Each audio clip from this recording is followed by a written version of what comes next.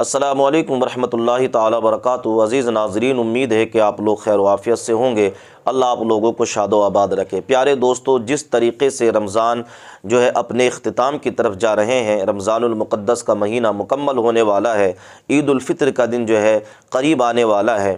اب وہ عید یا تو پیر کے دن منائی جائے گی، یا پھر اگر چاند کے اوپر ہے، اگر چاند نظر نہیں آیا تو پھر منگل کے دن یہ عید جو ہے منائی جائے گی۔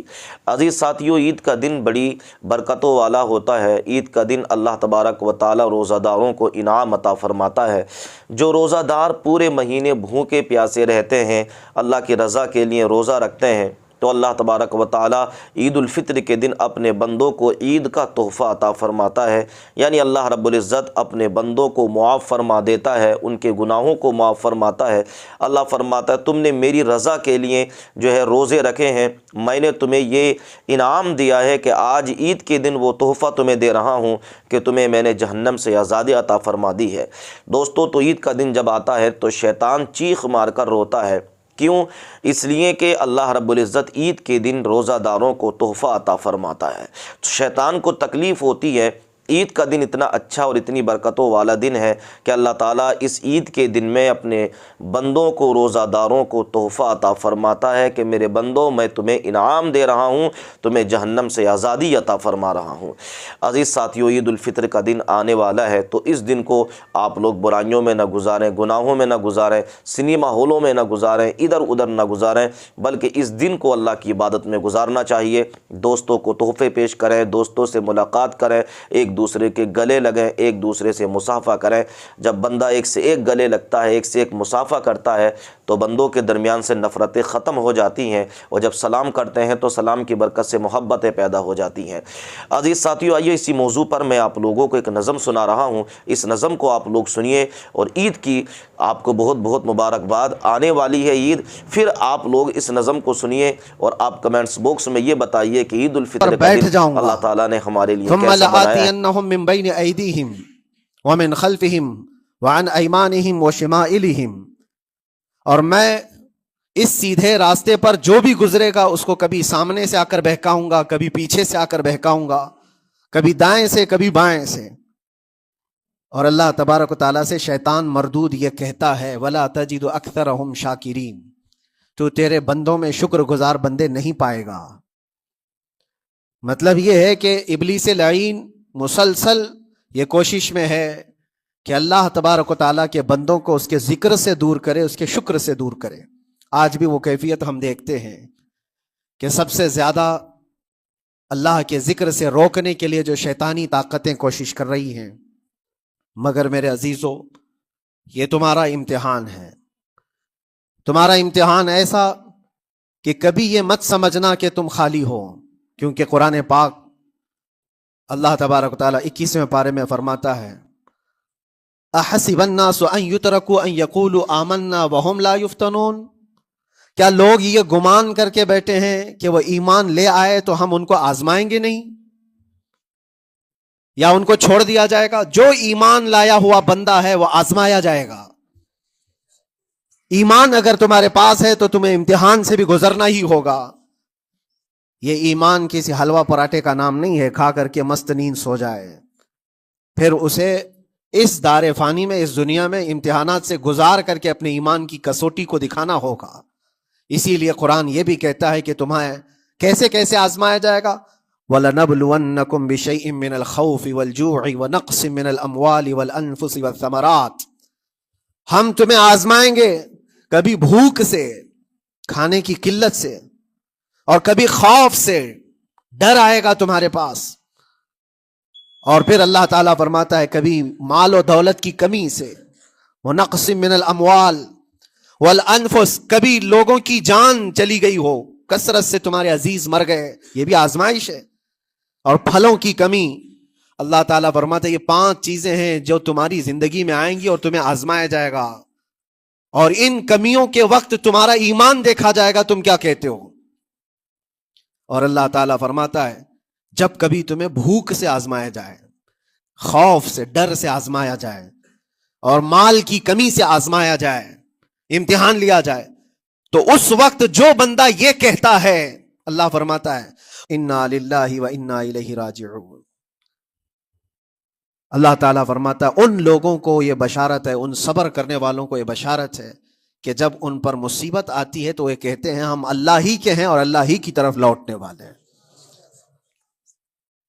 ये मुसीबत के वक्त ये जो 5 चीजों से आजमाया गया है, इन आजमाइश के दौर पर जो बंदा अल्लाह तबारक व तआला की इस अता पर राजी रहता है वो सब्र के साथ निकल गया है। आज के दौर में भी मेरे अजीजों बेशुमार जानें हमारी दरमियान से जा रही हैं। आपको अंदाजा है मौत इतनी आम हो गई है, इतनी आम हो गई है कि अब लोगों को मौत पर कोई अफसोस भी नहीं होता। हर दिन खबरें मौत की सुर्खियां छापती हैं। 100-200 की मौत कोई माने नहीं रखती। आज फिलिस्तीन के निहत्ते बच्चों में तकरीबन 45,000 लोग साल भर में मर गए। 45,000 कोई तादाद होती है कि नहीं होती? इतनी बड़ी जानों का जो नुकसान है यह आजमाइश है। और ये जानों के जरिए से आजमाइश थी। माल की कमी की आजमाइश तो ऐसी है, मुल्क शाम, यमन, बहुत सारे ऐसे टूटे फूटे इलाके, इराक, जहां पर लोग खाना और दवाइयों से जूझ रहे हैं इस तरह से कि वो घास खाने पर मजबूर हैं। बहुत सारे ऐसे इलाके जहां पर छोटे बच्चे फेंके हुए कचरे में से दाने चुन करके खा लिया करते हैं। वो अपने पेट की इस आग को बुझाने के लिए दाने दाने के लिए तरस रहे हैं।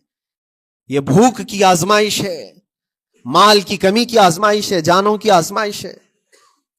अजीजा ने गिरामी वकार, और फिर खौफ के जरिए से जो आजमाइश है वो हम देख रहे हैं आज। खौफ जालिमों के जरिए से तुम पर मुसल्लत किया जाएगा। हर आदमी डरा सहमा हुआ, हर आदमी अपने अंदर एक डर लिए बैठा है कि निकलूंगा तो क्या हो जाएगा। इन सब के दरमियान अल्लाह की बारगाह में सजदा रेज होने का नाम ईमान है। सब हालात होंगे इस तरह से, और इन्हीं हालात के दरमियान जो बंदा अपना सर झुकाता है मौला करीम की बारगाह में वो ईमान वाला है। आओ, अगर ईमान की कमाल की मिसाल देखना है तो करबला के मैदान में कौन कौन सी आजमाइशें थी। भूख की भी आजमाइश है, प्यास की भी आजमाइश है, जान की भी आजमाइश है, खौफ की भी आजमाइश है। सब चीजें एक साथ करबला के मैदान में आई। रसूलुल्लाह के घराने पर, अहले बैत पर वो कैसा अजीम इम्तिहान था जब वो 72 लोगों का 82 लोगों का काफिला भूख और प्यास से जूझ रहा हो, 3 दिन से उनके ऊपर खाना और पानी बंद हो, और उन शहजादों के ईमान में जरा बराबर भी फर्क नहीं आता। ना उनके ईमान में, ना हौसले में, ना हिम्मत में फर्क आता है।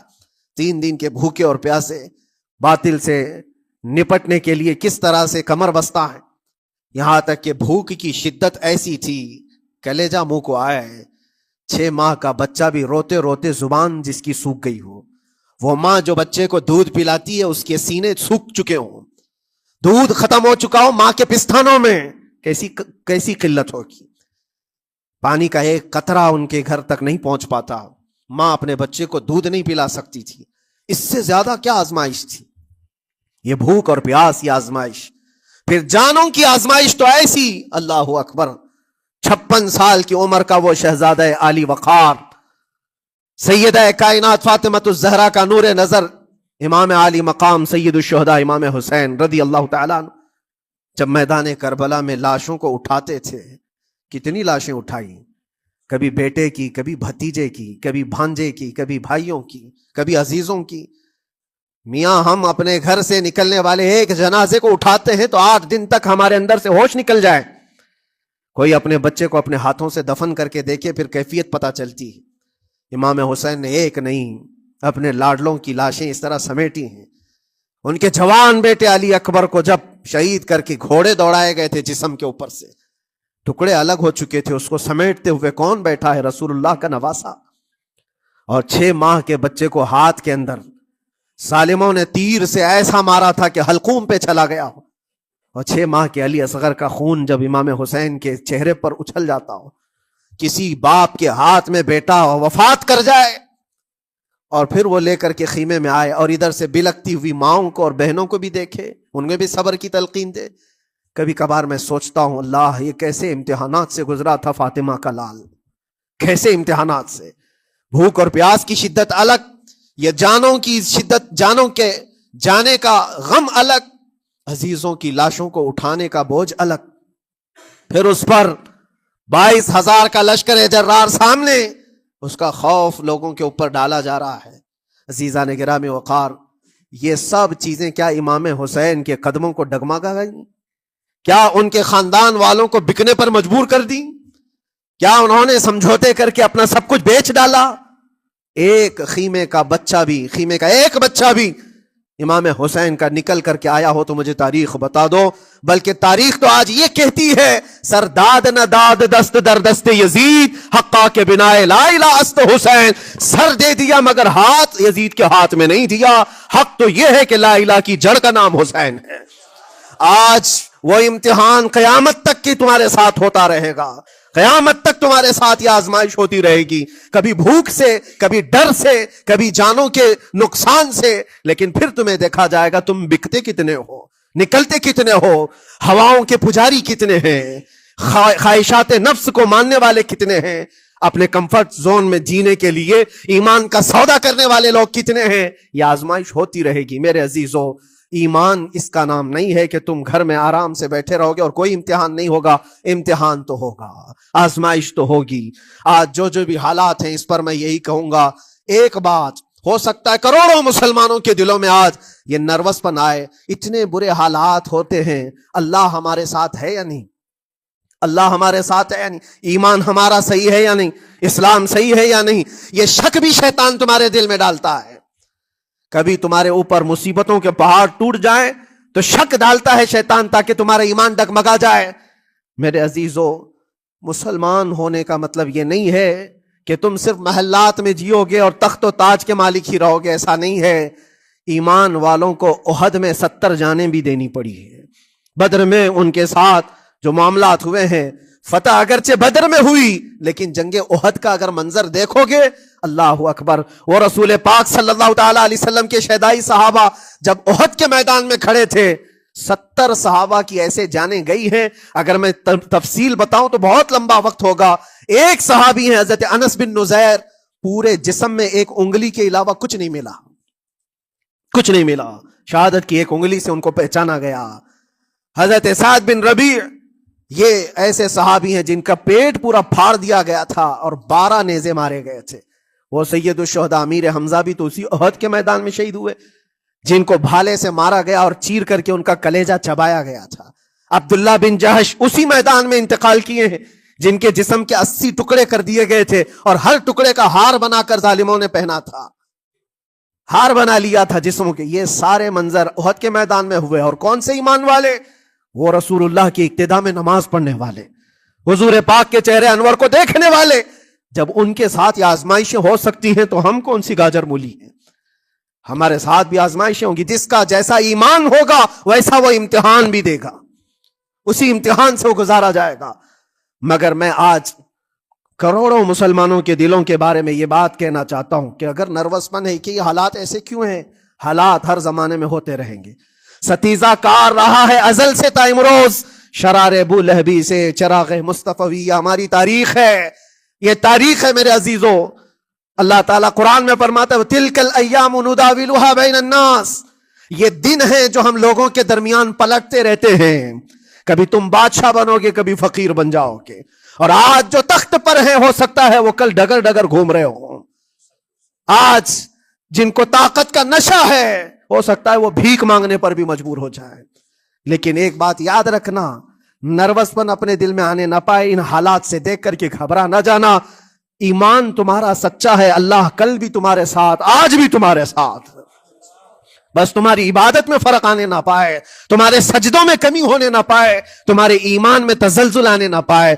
अल्लाह एक है तो एक है, अल्लाह सच्चा है तो सच्चा है। मैंने अल्लाह को नहीं देखा लेकिन अल्लाह पर ईमान जरूर है। ये यकीन और ये अकीदा तुम्हारा मजबूत रहे। हाँ, हमें मालूम है, कुछ लोग हमसे पूछते भी हैं, अल्लाह तबारक व तआला पूरी कायनात का मालिक, जिसने हर चीज पैदा किया और उसकी इबादत करने वाले हो आप, लेकिन फिर उसी अल्लाह रब्बुल इज्जत की ये मस्जिदें क्यों ढाई गई, क्यों मस्जिदों को खत्म किया जा रहा है? अल्लाह के जिक्र को रोकने के लिए ताकतें पूरी पूरी मस्जिदों को ढाने की क्यों बात करती, फिर अल्लाह कुछ क्यों नहीं फरमाता? मेरे अजीजों, ये कायनात है जिसको अल्लाह ने असबाब पर बनाकर भेजा है और तुम्हें अमल के लिए भेजा गया है। तुम्हारा अमल देखना है, तुम कितने पाबंद हो, तुम कितने अपनी हिफाजत करते हो, तुम्हारे ईमान की, तुम्हारी इबादतों की, तुम्हारी मस्जिदों की। तुम मस्जिदें खाली करके घूम रहे हो, फजर की नमाज में अपने घरों पर सोए हो और फिर अल्लाह के घरों की हिफाजत की बात कर रहे हो कि मस्जिदें ढाई जा रही, मस्जिदों पर आक्रमण